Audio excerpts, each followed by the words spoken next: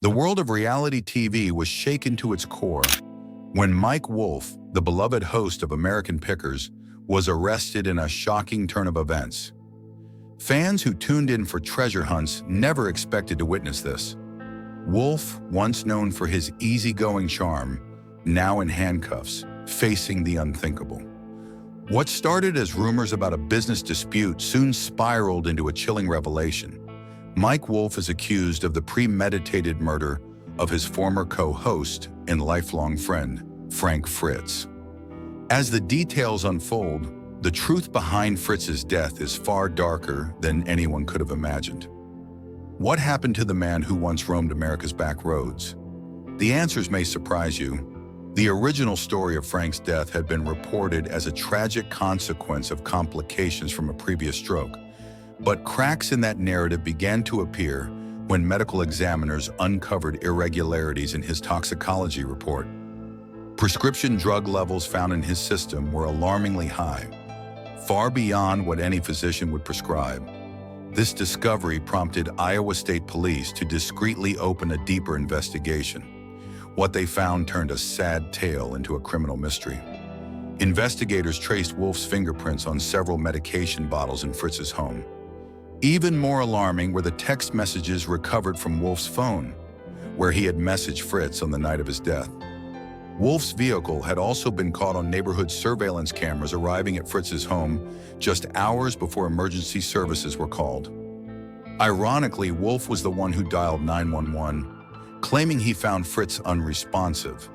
But paramedics discovered more than just a medical emergency. They found a man who had been overdosed with lethal precision. As the case gained momentum, more damning evidence came to light. A crew member from American Pickers confirmed Wolfe's presence at Fritz's residence during the time of his death. Investigators then uncovered a hidden safe at Wolfe's office containing unlabeled pill bottles with the same substances found in Fritz's bloodstream. But the most incriminating discovery came in the form of a journal tucked into Wolfe's travel bag. This journal documented years of building resentment.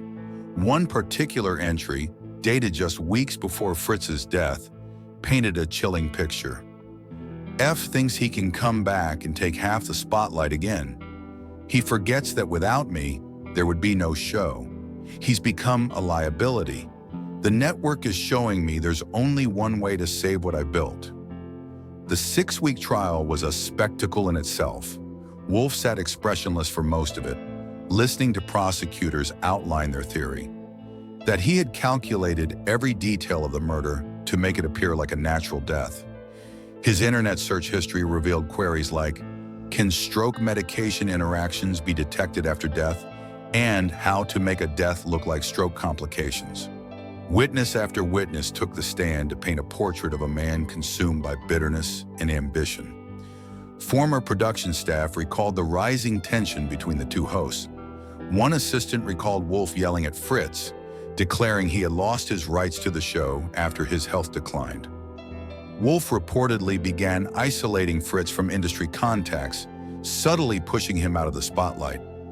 Danielle Colby, their longtime colleague, delivered the most heart-wrenching testimony. Holding back tears, she described confronting Wolfe about his behavior. Mike had become obsessed with being the only face of American Pickers. When I brought up reconciling with Frank, he told me to stop interfering in things that don't concern me. Colby also found notes in Wolfe's office related to Fritz's medication schedule. When she confronted him, Wolfe insisted it was out of concern. But after the autopsy results, those notes looked far more sinister. The defense argued that Wolfe and Fritz had been working on repairing their friendship. Network executives were brought in to testify about Wolfe's apparent support for Fritz's recovery. But this narrative crumbled under cross-examination, especially when Fritz's personal doctor confirmed the medication levels in his system could never have been prescribed. And he had been making plans to launch his own antique business, hopeful about his future. The turning point in the trial came during Wolfe's own outburst under cross-examination. Pressed about whether he had administered the fatal medication, Wolfe snapped, "You have no idea what it's like to build something from nothing and watch someone else take credit, while everyone thinks he's just as important." His fury in that moment shattered the carefully constructed image of the misunderstood businessman. Jurors later cited this moment as pivotal in their decision. Financial motives were also explored during the trial. Forensic accountants revealed Wolfe had recently taken out a $5 million business insurance policy on Fritz, naming his own company as the sole beneficiary.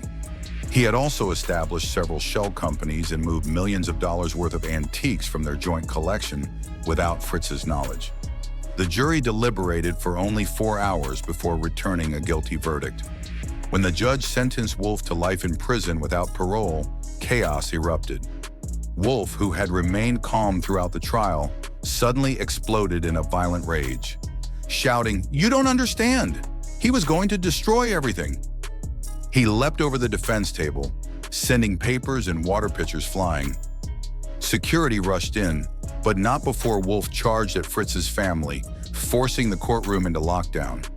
He grabbed an antique walking stick from the evidence table, swinging it wildly and injuring a bailiff. He screamed about betrayal and legacy as officers wrestled him to the ground. At one point, he locked eyes with Danielle Colby and shouted, "Tell them the truth! Tell them what Frank was really like." Colby turned away, clearly shaken. In the aftermath, the American Pickers team has been left shattered. Some longtime crew members supported Wolfe, while others testified against him. The History Channel has pulled all episodes featuring Wolfe and issued a statement expressing condolences to Fritz's family. Sponsors quickly distanced themselves from the show, casting doubt on its future. More troubling stories about Wolfe began surfacing. Former producer Thomas Reynolds described Wolfe as charming on camera, but tyrannical off-screen. He kept this perfect, friendly image, but once the camera stopped, he was someone else entirely, Reynolds said. Others recalled how he grew increasingly paranoid, convinced Fritz was plotting a comeback to outshine him. The trial's impact extended far beyond the courtroom. Reality TV fans everywhere were forced to reconsider the personalities they had invited into their homes. What had appeared to be a wholesome, quirky friendship between antique lovers was now exposed as something far darker, marked by rivalry, resentment, and ultimately murder. In the end, Frank Fritz's tragic death became more than a personal loss. It served as a chilling reminder of how fame, ego, and greed can twist even the closest of partnerships into deadly rivalries. The courtroom may have delivered justice, but the damage done to the American Pickers' legacy and to the people who love both men may never be fully repaired. If you were shocked by this story, you're not alone. The truth behind the scenes of reality TV can be darker than anyone imagined. Don't forget to like, subscribe, and share for more unbelievable stories and updates you won't find anywhere else. Thanks for watching,